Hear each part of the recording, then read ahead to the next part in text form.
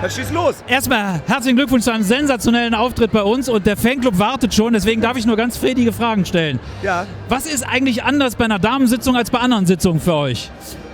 Man sagt ja immer, auf Damensitzungen wäre bessere Stimmung, ne? Das ist kein Gerücht. Nein, es gibt doch fantastische Herrensitzungen, aber Damen stehen eigentlich immer sehr schnell auf den Stühlen und sind dabei und es macht immer riesen Freude.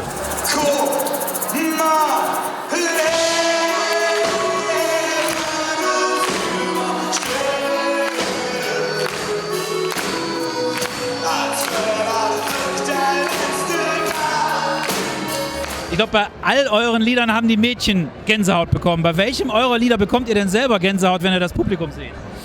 Ach, es ist unterschiedlich. Es gibt natürlich so Nummern wie Stadt mit K, wenn alle hüpfen, da kriege ich Gänsehaut, aber auch bei so Nummern wie Marie, die so ein bisschen ans Herz geht, da kriege ich auch schon mal Gänsehaut. Kommt drauf an.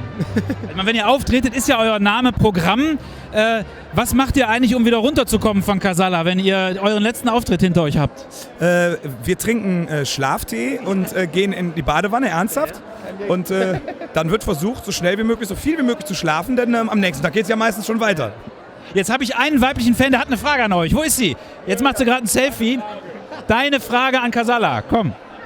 Warum wolltet ihr unbedingt Fastelovre-Musik machen? Das stimmt ja gar nicht. Wir wollten kölsche Musik machen und zu Köln gehört für uns einfach der Fastelovend dazu. Und deshalb haben wir gesagt, das schließt sich nicht aus, das gehört zusammen. Und jetzt haben wir den Salat. Ich glaube, ich kann euch jetzt nicht länger hier halten. Ich überlasse euch der Fangemeinde. Viel Spaß, kämpft euch durch und viel Erfolg noch bei den restlichen Auftritten. Danke euch auch. Tschüss.